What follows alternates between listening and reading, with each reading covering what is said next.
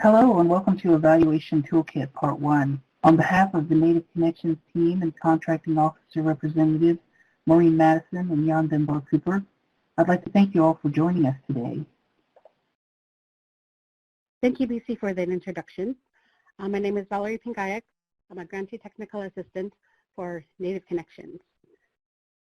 Waka, Triana ila zakaluda aknakbak. Thank you for taking the time to join us today.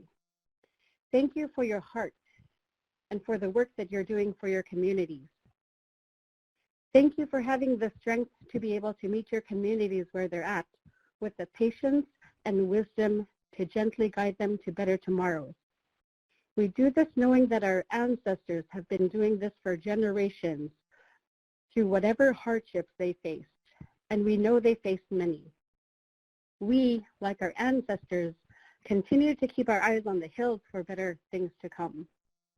Our ancestors faced many uncertainties just as we do today. And most importantly, they learned from them and adapted. We continue to learn from each challenge and apply that knowledge even now for the generations who will arise after us. Your work is important. You are pillars in your communities. And today, I will sing. I will sing to remind you that each of you brings strength, and that strength is amplified in unity, for we never face challenges alone, and there are always lessons to be learned.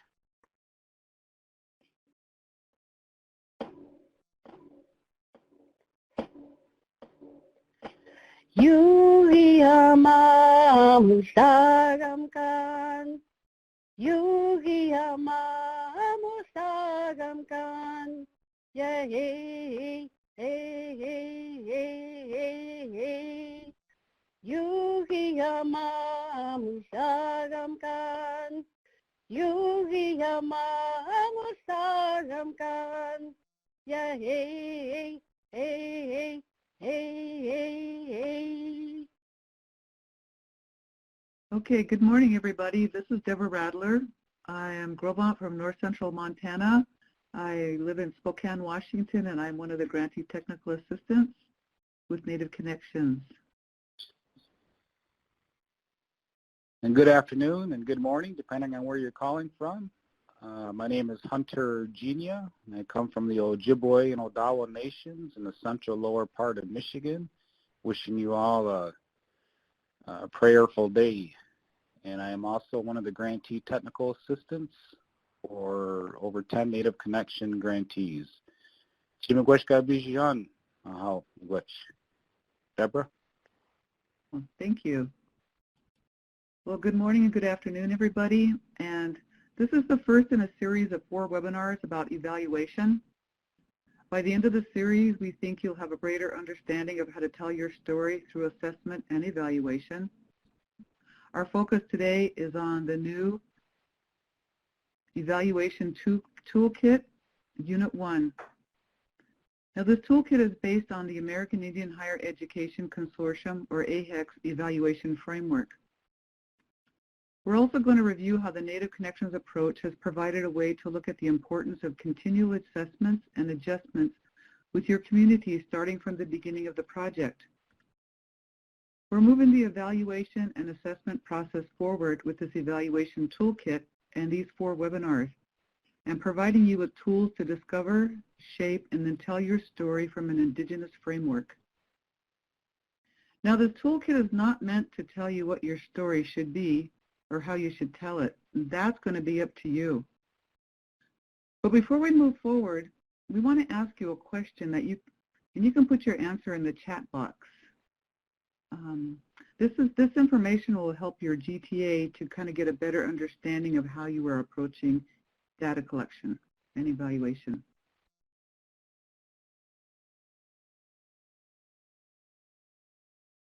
Mark, can you pull up the first question? There we go.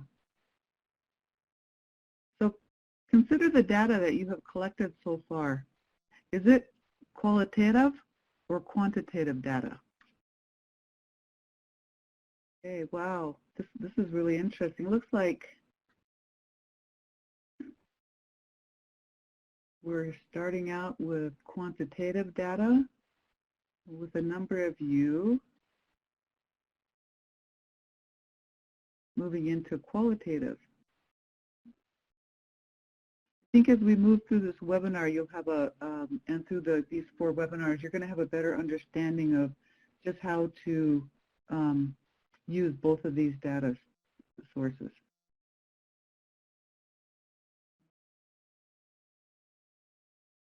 Well, thank you everybody for participating in this poll. I think this is giving us a really good indication that a lot of the programs are focusing on quantitative data. And again, we are going to be reviewing how to pull in the qualitative data also. Thank you. Now here's a graphic that I know you're all familiar with, the Native Connections approach. You've seen this since the beginning of your first year, and we've featured this in many of our webinars. But for the evaluation toolkit in our webinar series, we are focusing on the blue section in the upper right quadrant. And now this is where the information about Indigenous evaluation is located. You know, American Indian and Alaska Native populations have always used evaluation. We've always had ways of assessing if things are useful, if they have worth, or if they're not working. We've adapted to harsh environments, forced relocation, and faced everything from changing environments to genocide. Along the way, we've used our evaluation knowledge and skills to continually assess our situations. As groups, we made decisions on what are the next steps. We discussed lessons learned and made changes to make life better for our children and to help our people adapt, survive, and become stronger. This cycle of assessment, discussion, and making change is evaluation and has led to survival and resilience. The evaluation process in Native Connections is important for the same reasons. It helps you do what you intend to do, and it helps you know if your efforts are successful or need to change along the way.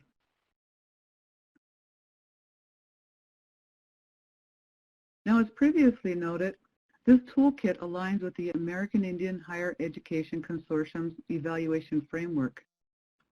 Now, this framework will guide us to weave our cultural values into the evaluation process. As you move through our webinars, you're going to see how the framework connects with the Native Connections approach. So if you look at the inner circle of the graphic, it shows the 4 elements of Indigenous evaluation practice. Each unit of the evaluation toolkit and subsequent webinars will explore each element more in depth. The center of the circle's first element, engaging community and building capacity, is the focus of today's webinar and also Unit 1 of the toolkit. Unit 2, 3, and 4 will look at how to create the story, build the scaffolding, and plan, implement, and celebrate. Now, AIHEC suggests these elements be embedded in core cultural values: your place, gifts, community, and sovereignty, and centered in traditional ways of knowing. Now, this is our Indigenous knowledge, our keen observations, multiple perspectives, community, and individual experience. Now, while these values and way of knowing are suggested, now they can be changed to better fit your local values through community agreements. This toolkit will also include instructions, descriptions, and strategies for including this information in your program evaluation plan. Next, we're going to discuss how the Native Connections process and the AIHEC framework are connected. Now you can see the Native Connections approach side by side with the AIHEC evaluation framework. You know, you're going to notice immediately that both of them are circular, and this indicates the program follows the way of life from beginning to end. Once begun, the cycles repeat, through periods of a continual assessment and adjustments involving community members. Now, evaluation and Native Connections began with a new story of your community, which helped you create a vision of success, and it provided tools to reach your intended vision. It also helped you know if your efforts are or will be successful and where change is needed. Through the Native Connections project, you begin to engage your community. You began to build capacity in a step-by-step process that included the community systems analysis and conducting the community readiness model assessments.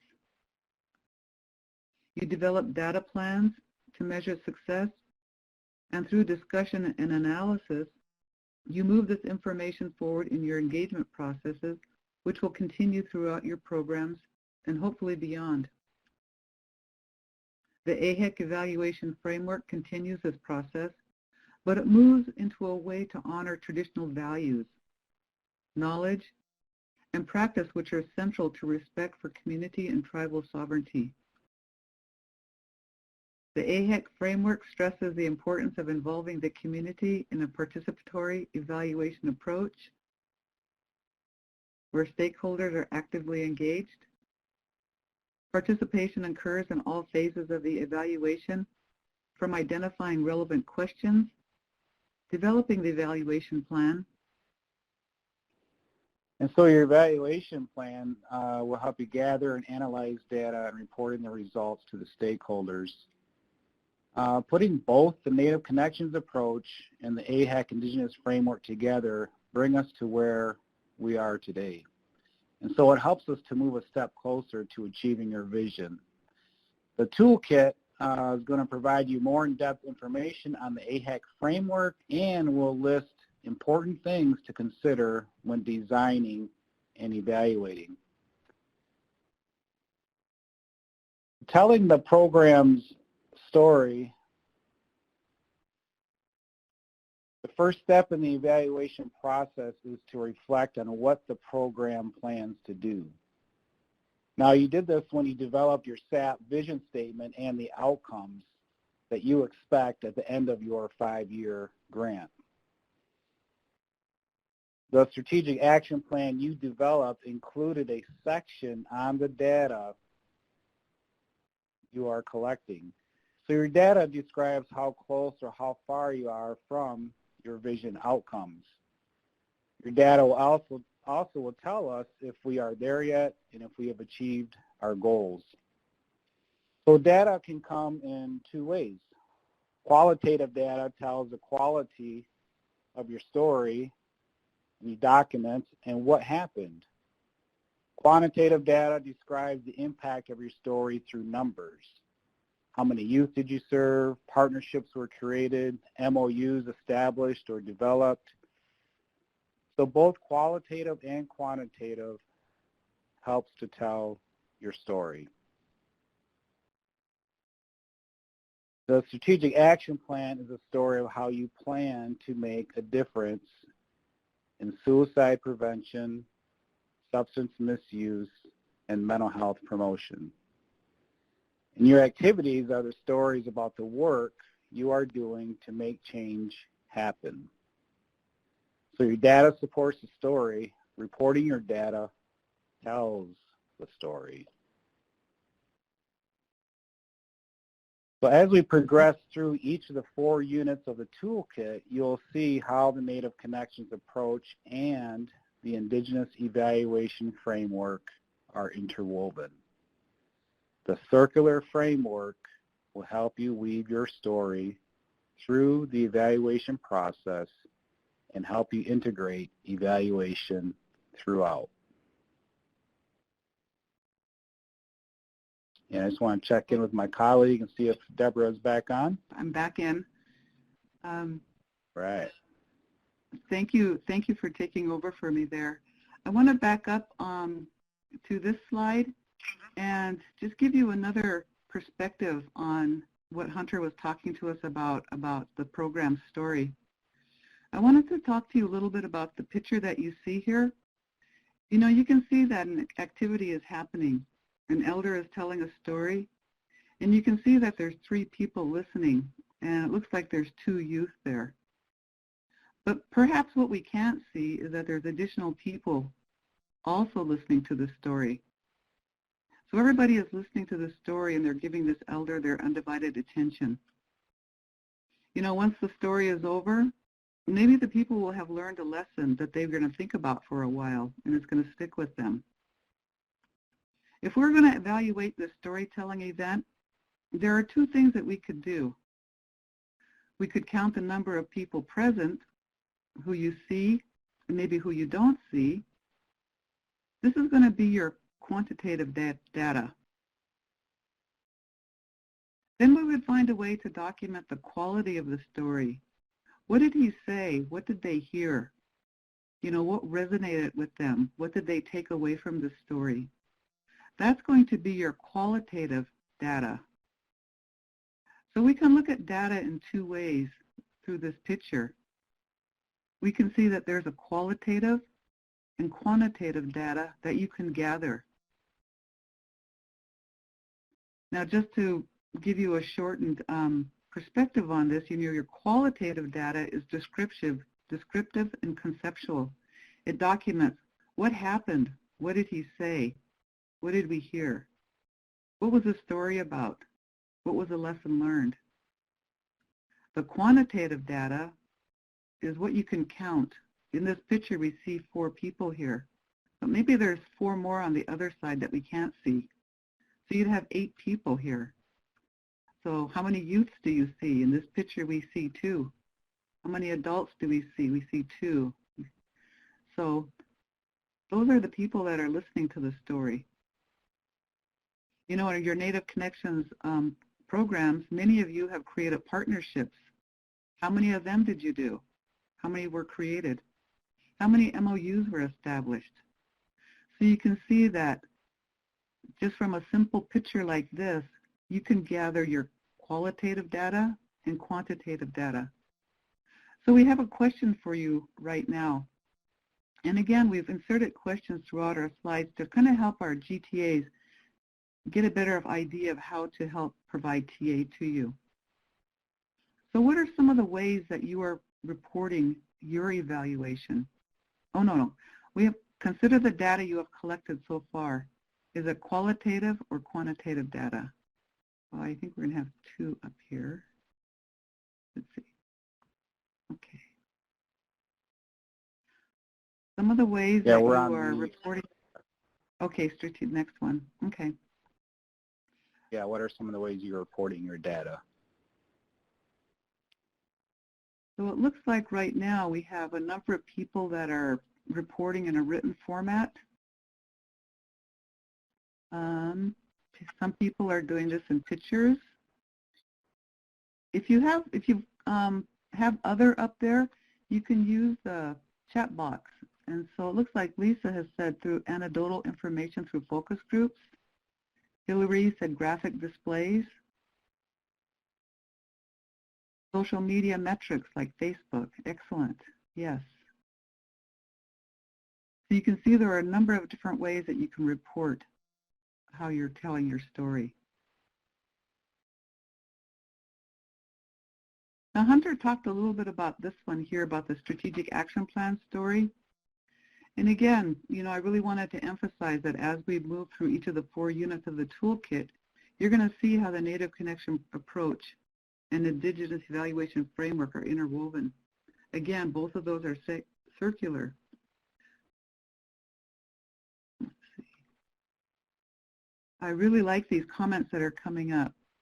Dorothy said that they use both written and pictures and graphs and tables. Yes, I've seen some of those reports, and those are really interesting. Kit Van Stel from Lac du Flambeau, we use all of these. In addition, we use community indicator, surveillance data, Facebook analytics, event surveys, and lots of community input.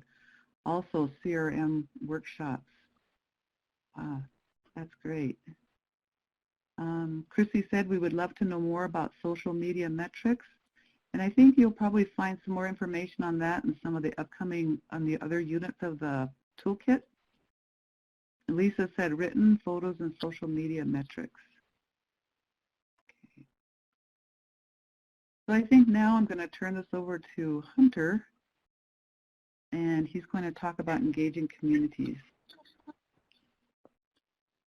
All right. Thank you, Deborah. Man, you did awesome. You got to evaluate that snowstorm, what happened there.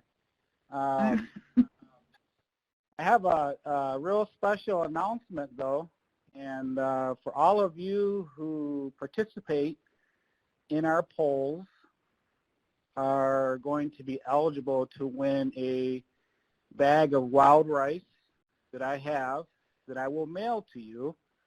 But in order to be eligible, you have to participate in our polls or chat box, and we'll pick a winner by the end of the week when we get some of the data back, and we'll evaluate who won. All right. So thank you, Deborah. That was an awesome job. So this is about engaging community, and these words, we are borrowing the future from the next 7 generations.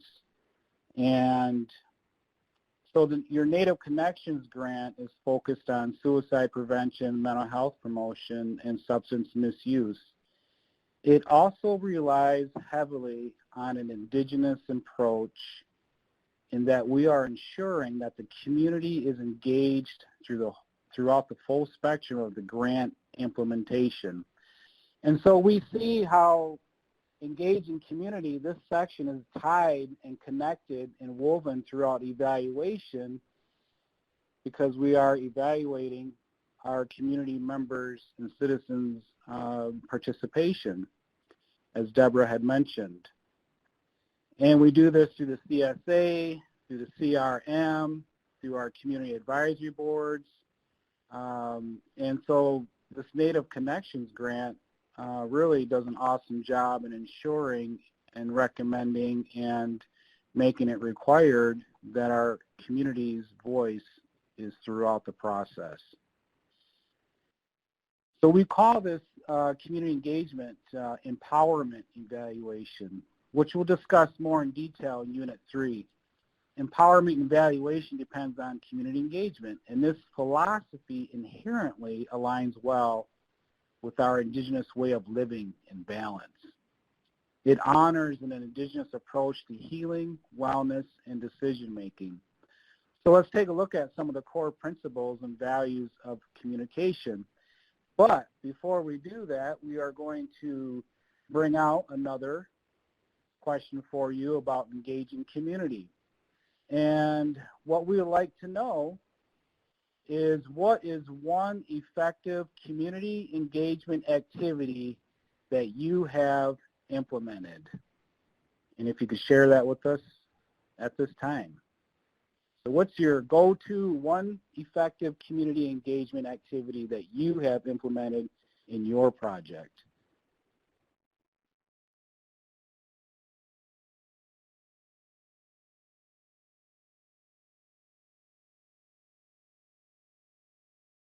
Photo contest. Awesome. Children's Mental Health Awareness Day event. All right, keep them coming. I know multiple people are typing. A youth summit. Annual youth Gona. Red Ribbon Week. Skirt making, awesome. Youth theater performance and Youth Beach Day. Talking circles.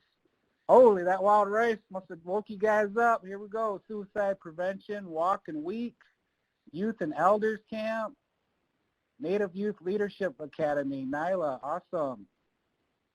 Utilizing annual health fair activities, CRM interviews, help engage local leaders, pride events, the youth cultural camp, youth talking circles. That's awesome. Thank you so much.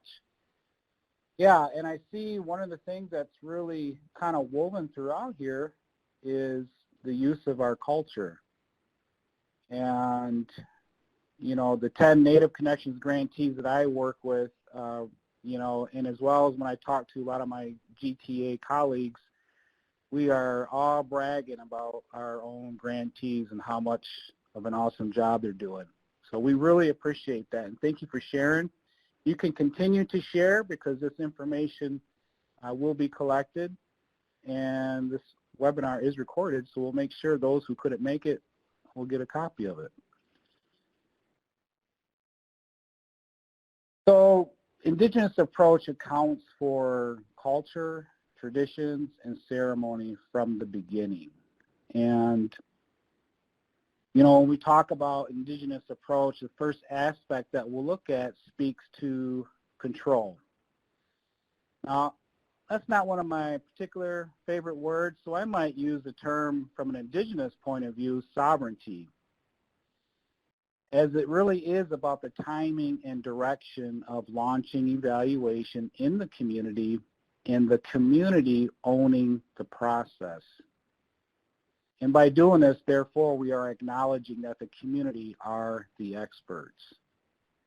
But first, I'd like to take a moment and look at some suggestions prior to approaching evaluation, data collection, or research in a tribal community. It is advisable that the evaluation team really understand the relationship, experience, and history between tribal communities and evaluation and research efforts. This hasn't always been positive or without struggle. It is also strongly recommended that specific cultural and tribal history training by the tribe be made available prior to any evaluation and research conducted. You know, especially if you're contracting outside of the tribe to evaluate and do the research. And part of the historical struggle is that someone else is telling our story. So by the tribe applying sovereignty, therefore control, we ensure that the tribe's policies around research and evaluation are adhered to. You know, I used to have an uncle who taught me this a long time ago. And he said, Hunter, he said, don't bankrupt your own people. And I thought about that. What did he mean by that? And what he meant by that is that we have our own Indigenous experts, and they're right here in our community. And we need to acknowledge that, we need to recognize that, and we need to activate that. And I thought, you know what, that teaching has lived with me ever since he taught me that, and I try to follow it as best I can. And we're very lucky and fortunate that we do have tribes that are working with project evaluators that have been taught very well and are respecting these teachings. So also when we talk about control or applying sovereignty, it also speaks to the idea that although the researcher is the expert in Western evaluation and has influence in the timing and direction of the research, the community is the overall expert of their tribal community history, laws, welfare, governance, and traditions. It acknowledges that the community is involved in all aspects of evaluation, who will collect what data, and how the data will be analyzed, and how it will be written and reported. So we're going to bring up another question here for you. And this speaks to how or in what ways does your evaluation efforts consider evaluation from a cultural perspective or world view?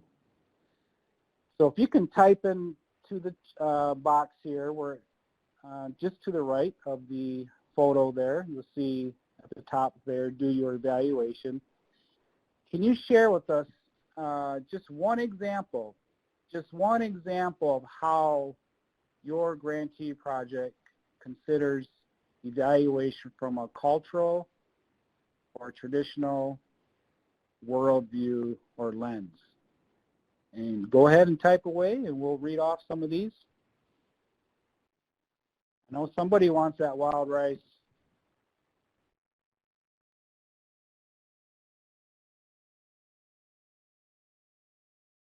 Oh, I forgot to mention, and I'm sorry, my colleagues, GTAs, tribal tech staff, you're not eligible for the wild rice. Sorry about that.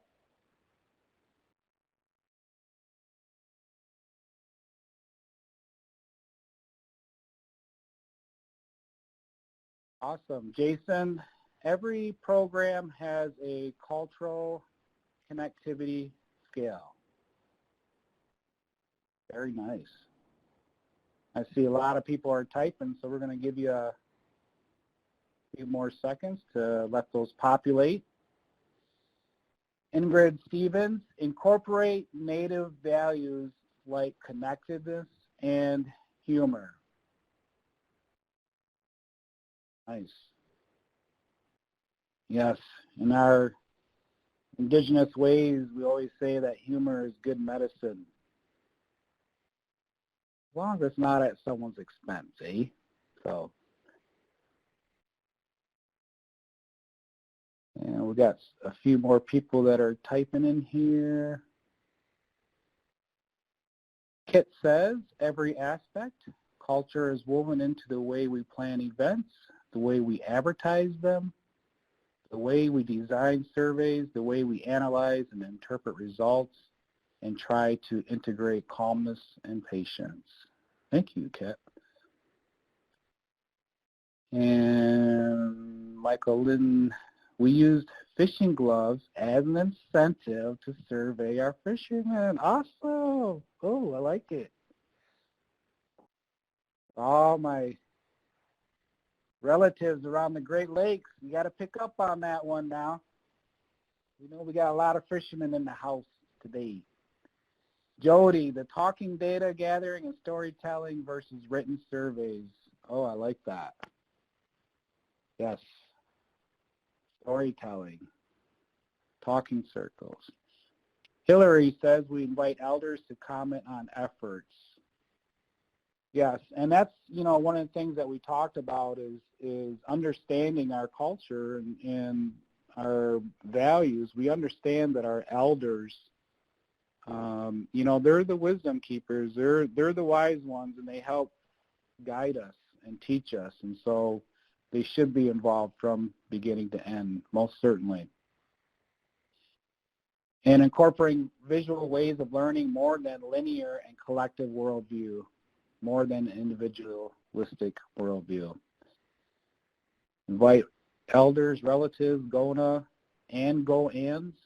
I want to recognize our relatives from Alaska. Using our elders to teach our youth. Yes, the intergenerational approach. Awesome. Being very considerate of the awareness and readiness level of the community. Intergenerational historical trauma is prevalent. Yes, it is. Yes, it is. You know, and I just want to mention this, and, you know, we've all are living and have lived and are still living through trauma and historical trauma, intergenerational trauma, and the results of that. And I just really encourage that our communities, you know, acknowledge that, come together so that we can address that trauma in a good trauma-informed way, and then we can identify solutions and strengths and transcend that trauma. So, awesome. You guys keep typing in there, man. You guys are rocking. I love it. You guys are filling up my spirit cup. Oh, my goodness. Pamela Thurman had to jump in there. We are graced by her presence today, Pamela. Thank you. I think I've seen Barb Plesta. She's in the house. Awesome. Trauma-informed and resiliency-based practices. GONA-style meetings. Yes, yes. You can take any meeting and make it a GONA style, and that really engages a lot of our people. It's a little bit different, so if you've never done a GONA, check one out. Bring it to your community, and we can help you with that too. All right. Thank you for all the responses. We really, really appreciate it. And our grantee, your peer grantees really appreciate it too. So another key aspect of evaluation is the selection of participants.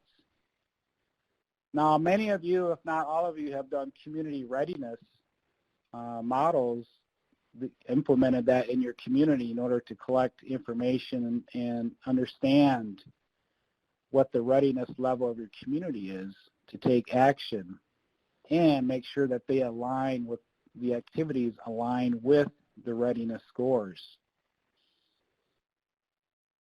And in our culture and way of living, our communities are woven together and often interdependent.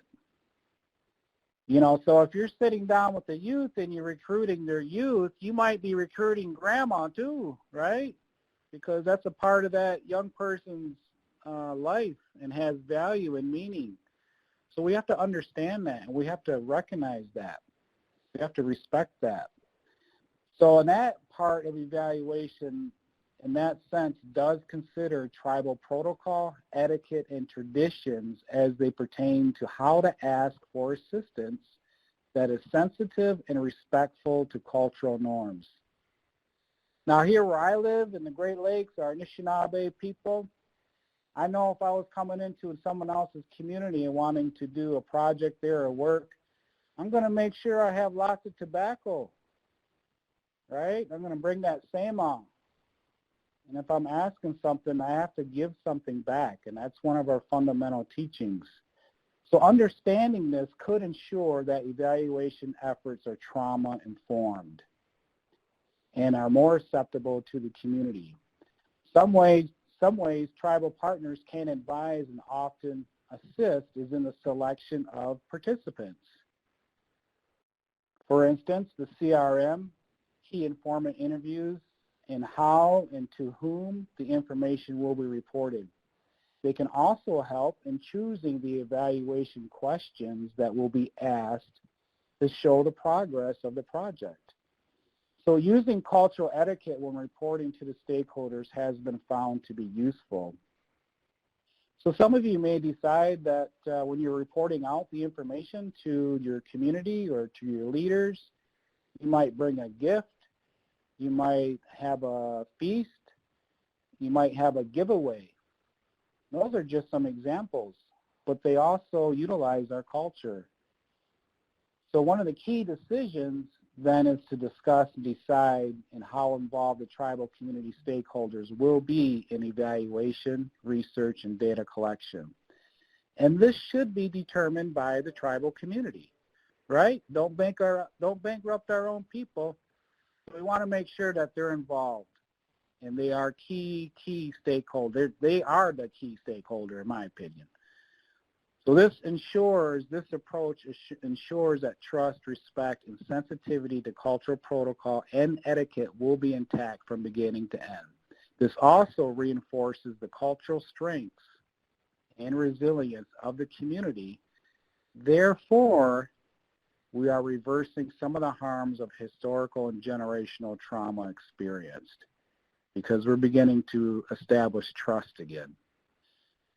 So I can't express enough the importance in understanding the tribal history, protocols, etiquette, local, state, and federal political concerns, right? Because, you know, in Indian country, we still have tribes that have a struggle with some of the federal policies that are impacting tribes. So we also need to be aware of that. And this means that the expectation that the evaluator and research do their due diligence on the front end to ensure a respectful orientation and administration of research and evaluation. Your best educators are your community, your tribal community. And we also have to make sure that we don't fall into the trap thinking that all tribal communities are the same. They are different from one tribal community to the next. So if an evaluator has an experience in another tribal context, this doesn't guarantee that their experience applies to the next tribal community. Thank you so much for listening. Deborah?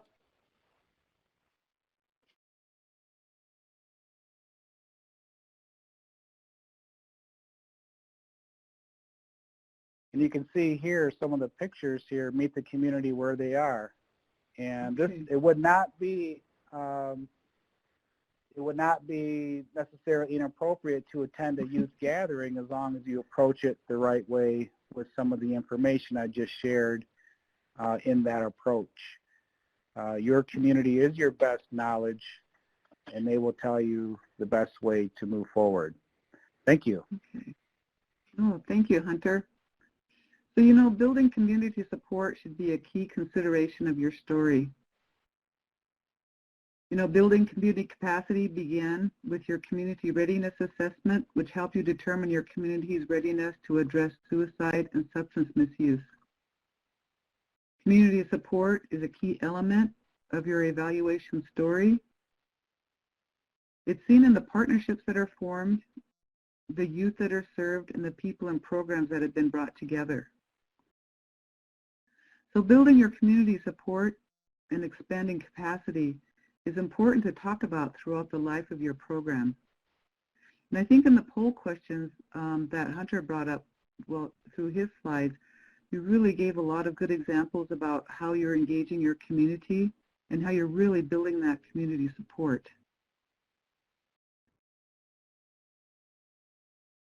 Now we have a few questions here we wanted to ask you. You know, what are some ways that you've engaged your community? And what are some of the keys to your successful community collaboration? So take a moment to put a few things in the chat box here, because I see we've already really, I think a lot of you have already put a lot of really good information about the ways you've engaged your community, but you know, think about how you've used community support to build your programs or to build community capacity for your youth. So either question will give us some ideas of what you are doing. I'll give you a moment there to type. I see we have quite a few people typing there.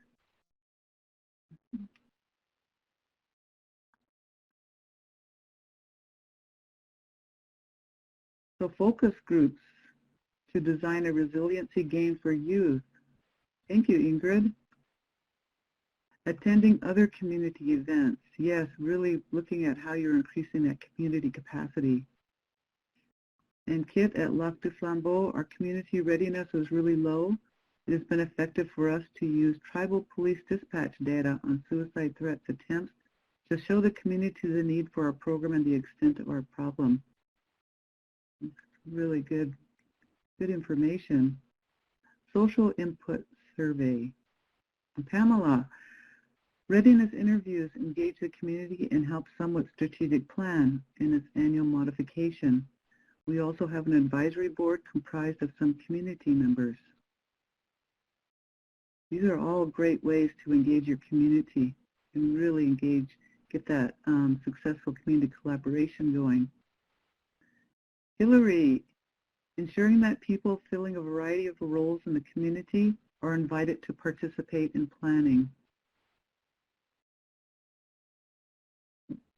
And Scott, project updates. Oh, wait, no, went too fast. Boy, these are all some really excellent suggestions here. Let's see, Scott Barton, project updates to tribal memberships during membership meetings, various events and collaborations with outside vendors and partners. Community Facebook pages. Crystal Lynn, when the community knows they can give honest feedback and that will not be connected to them so that we can tailor our activities and awareness campaigns and camps to their needs. We are also able to address some of the concerns in terms of addressing barriers and interests in specific cultural activities. We post questions when we do presentations and collaborate them to create a pivot table to get the top 3 interest concerns. Excellent idea. Wow, what a way to go. Educating our communities on mental health issues and providing mental health trainings for both youth and adults. Yes, I think a number of our Native Connections grantees are doing exactly that. And Lisa said, from our community assessment, we designed a responsive program that fills a gap for a mental health need in our community. We also consider where we are of value and avoid service duplication in our community. We have a youth council and elders council for our urban community as well. Well, what excellent ways to really build that collaboration and community engagement.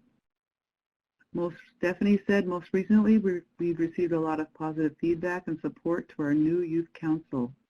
We partnered with Tribal Council, Culture, After School TANF, education tutoring programs to make these meetings happen in 3 of our tribal communities.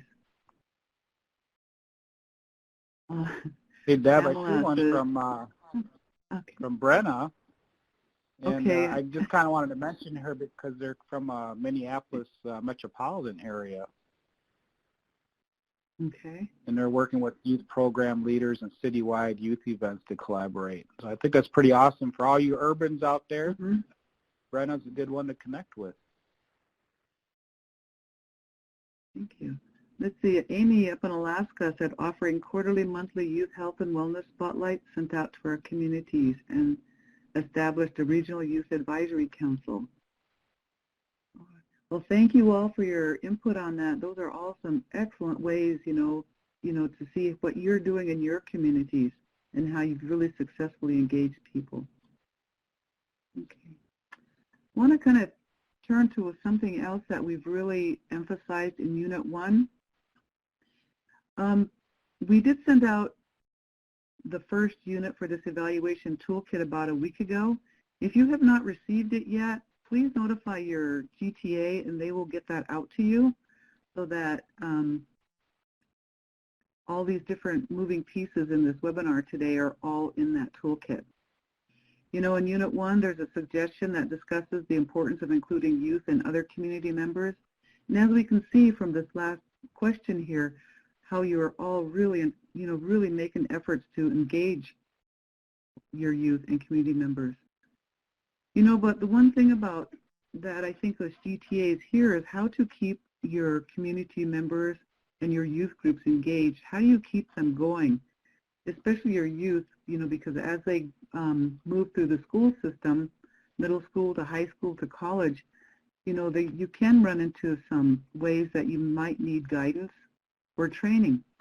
And when you're working with them on evaluation, it's reasonable to expect that they could need that kind of guidance. Now your community advisory boards, and I'm going to use that word, CAB, throughout this webinar, and you're going to see that in our toolkit. There are so many different ways that all of you grantees describe your community groups, and as we've seen that through community boards, youth councils, tribal councils, groups, but we're just going to come down to community advisory boards for the sake of these webinars. So think about how does your community advisory board, really impact your evaluation plan? How are you including them when you're developing that plan or when you're implementing it or looking to make changes? Did they help guide the creation of your strategic action plan? And I think in the first year of your grant, that was one of the things that the GTA spent a lot of time on, was really encouraging you to get youth involved in creating those strategic action plan activities. We all know if your youth have a hand in helping develop them or just tell you what they want, you're more apt to be much more successful. So have you been able to add people and youth throughout the life of your program?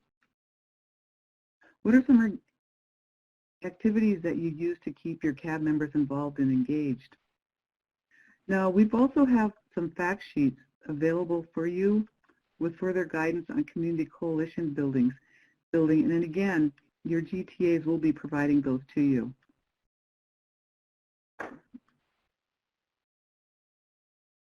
Now, throughout this youth book, throughout this toolkit, we have been preparing tools for you, and so with Unit 1, we provided 2 really good tools for you that will provide guidance on training community members in evaluation. And again, these are available for downloads today. And what these are 2 short evaluation slide decks that you can use to train your community advisory boards. Both slide decks are available within the Unit 1 Toolkit, and again, they are here for downloads today.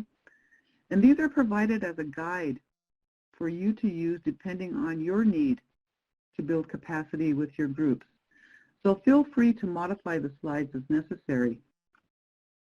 Now the first slide deck is focused on types of evaluation that are compatible with the Native Connections approach and the Indigenous evaluation process. You're going to see information in there on impact evaluation, process implementation evaluation, and outcome effectiveness evaluation. So this training also contains information about how to use the data you are gathering to improve your program. We've also included sample questions for outcome evaluation. And again, once you go through these slides, they are for you to use and for you to modify as you see as they are necessary for you. Now the second set of training slides is focused on developing evaluation questions. Now this training will help your CAB, including youth, understand the importance of developing questions to further focus your evaluation. These questions should reflect the purpose of the evaluation as well as the priorities and needs of the stakeholders. And the answers to the evaluation questions, those are going to be used to develop and improve your programs. So again, these are for you to use as you see fit.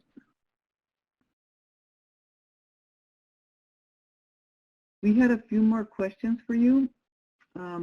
What are some activities that you have used to keep your community advisory boards or youth groups involved and engaged? So you can answer either one of these, or what have you done to create an environment of collaboration? And again, please use the chat box to answer the questions.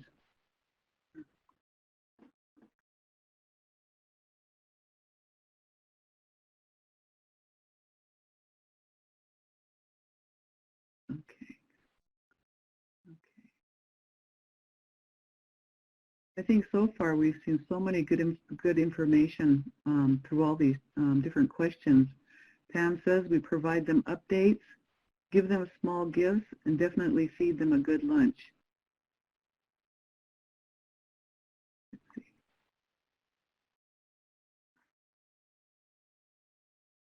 see. Jason said meals and, is that meals and ceremony? Oh yes, they're so important. Alicia said, we conduct quarterly meetings with our advisory board and always bring food to our upcoming meetings. And that just points out just how important food is, you know, with all of our community advisory boards. Our advisory board meets monthly and are working to come up with community activities, ways to get the messages out, and plan our annual conference. Okay. Cassie said, I came in the middle of the project and there was no CAB developed. Luckily, a couple of community members reached out to me to support the work, and we began development from there. Yeah, that all it takes is, you know, one or two interested people to get your group started. Provide traditional foods. Okay. Boy, these are some really good suggestions on how to keep everybody involved in your programs. Hey, Deborah, I think I need to start going to some of their meetings if they're going to provide all that good food. I know. I think that these sound really good. Let's see. Jody said, two big things that have been well received is ending the meeting with each person sharing something positive about another present, and also continue reiterating to members that we are deciding to how to best spend the grant funds and need their input on how we want to do this. Then members get involved within what they are interested in. That's an excellent way to do that, because again, if the youth or people have a say in your activities, you know that they're going to be successful. Stephanie said we have a task force and meet monthly. It really helps maintain their involvement and participation. And then Amy, monthly teleconference calls, annual face-to-face, and starting incentives for meeting participation. They also are invited to provide feedback on other organizational projects that need the youth voice and value their perspectives. Lula said inviting the CAB to participate in our outreach and prevention activities and recognizing them to our communities. Boy, these are all some excellent ways to really keep your CABs involved and engaged. Thank you all for your questions, for your answers. Let's see, so what are some of the benefits of capacity building?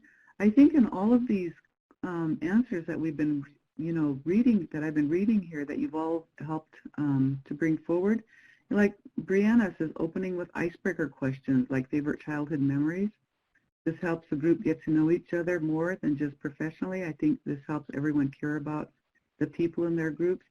I think you can see how the benefits of having a good meal, good activities, humor, regular meetings, this all benefits building capacity in your communities.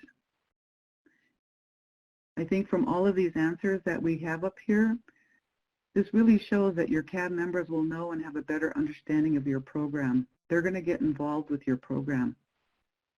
And again, building program improvements and partnerships are really evident in all of these answers that we've seen. The voice in your community and the voice of the youth are heard, and they're actively, included. And again, Amy, you said monthly teleconference calls. Amy's with the Alaska and Pribilof and so I know that I'm her GTA, so I know that she has a lot of villages that they work through, and so those teleconference calls are really important. And it's one way that I know that they successfully use to really include the voices of their youth. And through all these answers, you see experience, you see wisdom in here, you see community standards of excellence that you're all acknowledging throughout your answers here. When you put this back into an evaluation perspective, this all is used to strengthen your programs, and in turn it's strengthening your communities. So all the lessons that are learned from all of these answers that you've helped us with today, these are all spread throughout everything that you do, through your media plans, your community activities. This all is going to create stronger links to bring in a wider net of people and other programs. And again, building your capacity.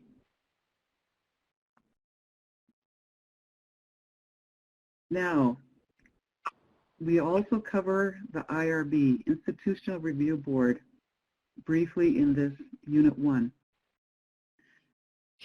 Now, the Institutional Review Board is really an abstract term, and I think before I really talk a little bit more about this slide, I want to know about, what do you know about IRBs? So name 1, 2, or 3 things that you know about an IRB, and let us know if you've used an IRB, an Institutional Review Board. And again, Unit 1 of the Toolkit does address IRB, and in a minute I'll provide a brief overview of that section. Let's see, Cassie said IRBs make sure research is performed ethically. Yes. Tamara Perkins, yes, we use the IRB to make sure we are doing things in a good way. Okay. Mary said our tribal policy requires ORB. Not sure what that, let's see. Not sure what that is, Mary. Ingrid, lengthy and takes time when it has to go through tribal review, but well worth it. Yes, it is well worth it. Jody said, I only know then in context of human research to ensure ethics and safety are adhered to. Yes. Jason said it's supposed to keep people from getting hurt. That it's really true? Yes. Oh, I'm sorry, Mary. IRB, sorry. Typo there. Pamela Thurman, let's see, Choctaw has a well-established IRB and we use it diligently. They protect the participants in the project. Thank you. Caroline, I am in a PhD program. I use them to make sure my study is ethical and follow all requirements to keep the safety of my participants. And Kit, an evaluation of NC isn't research. IRB oversight is not necessary for SAMHSA required evaluation of these programs. Thank you. I'm going to get to that in a minute. Then Hillary said the Alaska area IRB is very careful to ensure that data on tribal populations is not used in a manner that tribes would not approve of. And I think we really heard that in what Hunter said earlier in this webinar about how important it is to keep that tribal sovereignty and integrity within the tribe. Thank you for that. Crystal said the College of Muskogee Nation utilizes an IRB to ensure protection of participants. Well, I think you've all given some really great answers here to this IRB question. You know, and just briefly, you know, the IRB, Institutional Review Board, serves as an objective third party or an oversight committee, and it's governed by federal regulations with the purpose of protecting and managing risk to human participants involved in research. And again, your human subjects are, you know, they are the living people within your programs. And I think somebody up here said something about SAMHSA and Native, KIT. An evaluation of NC isn't research, IRB oversight is not necessary for SAMHSA required evaluation of these programs. And you're correct there in that most of the data collected by the Native Connections grant does not qualify as human research subjects, human subject research. You know, the community readiness that is used in Native Connections is not considered human subject research because it is asking for people's opinions and no identifying information is requested. But you know, if you're unsure about the data you collect, if you should, you know, if you're unsure about if you should utilize an IRB or not, we provided a user-friendly tool for you to determine if your data qualifies as human subject research. So if you look in Unit 1 on page 10 of the toolkit, you're going to see that we included a link in there for you to just answer a really quick 2-question tool. And you're going to, that will at least help you give you a determination if you need to do an IRB or not. So again, if you don't have the toolkit yet, please contact your GTA and they will get that to you immediately. So thank you everybody for answering these questions on the IRB. Now, engaging leadership, it's really important to include tribal and our community leadership from the beginning of the project. Many Native Connections grantees make regular reports to elected tribal and or traditional leadership throughout the life cycle of the grant. Depending on your grant partners, there might be a need to report regularly to them. And again, every program, Native Connections program, has their way of doing this. But what we want to emphasize here today is that it is really important to do regular reporting to keep your leadership and your stakeholders up to date on your progress. The toolkit does offer some suggestions for talking points that apply to effective reporting, including keep your report short and simple. Start with describing your mission. Really explain why does this matter. Capture the main points and present them early and succinctly. If you are asking for something, be clear about what you are asking them to do.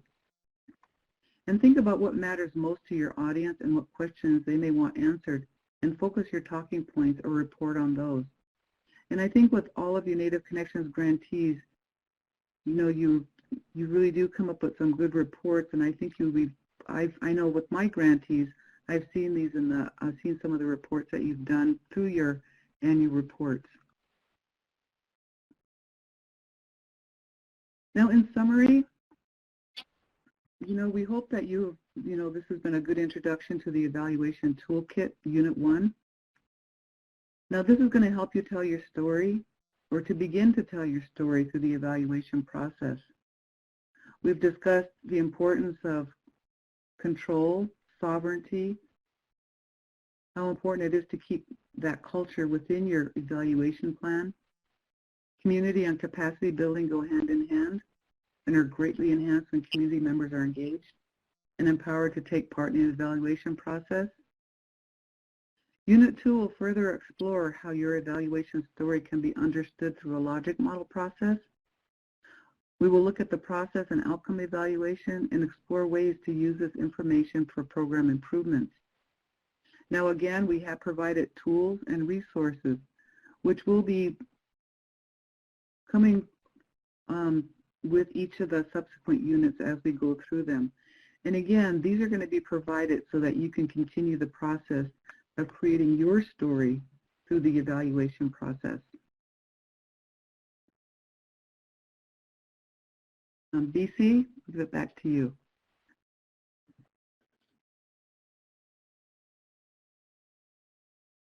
Thank you, Deborah. So if we have any questions right now, please feel free to enter them in the chat box. I know Hunter's been taking down all your names, and we'll be following up later with the prize of the rice. And I appreciate the great engagement that we've had on this call. So we'll hold just a moment for some possible questions. Otherwise, I'm going to give you a little update on what's coming up. As Deborah noted, this is the first of 4 webinars on the Evaluation Toolkit. The next one will be on April 21st for Part 2 or Unit 2, followed by May 12th for Unit 3, and then May 26th for Unit 4.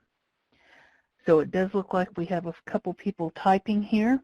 We'll look forward to see what they have to say. Oh. Well, thank you, Barb, for joining us. It's always good to talk to you and have you on the line.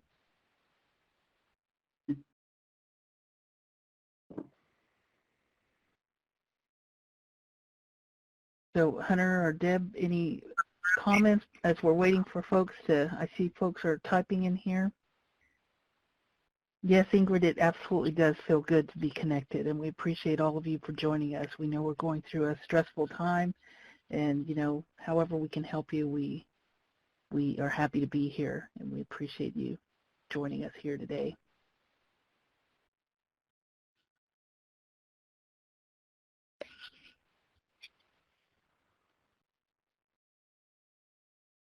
So I do want to give a little plug for our podcasts as well. I don't know if folks have gotten a chance to listen to them, but they are on the SoundCloud platform, and we've sent out e-blasts about them.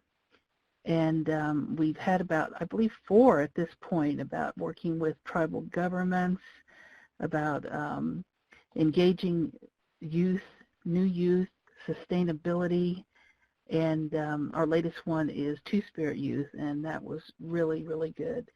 Thank you for that, Mark. And I've seen some comments go by, and I have to apologize, they went by so fast I didn't catch them. So if anyone, Deborah or Hunter, if you saw them, please let me know. I see people thanking us for joining us. Great. Well, we do appreciate your thanks. We really do, and we thank you for joining us. But at this time, I think we're going to go ahead and close out. Look forward to hearing about who's won the rice. And everybody take care. Thank you very much. Bye-bye.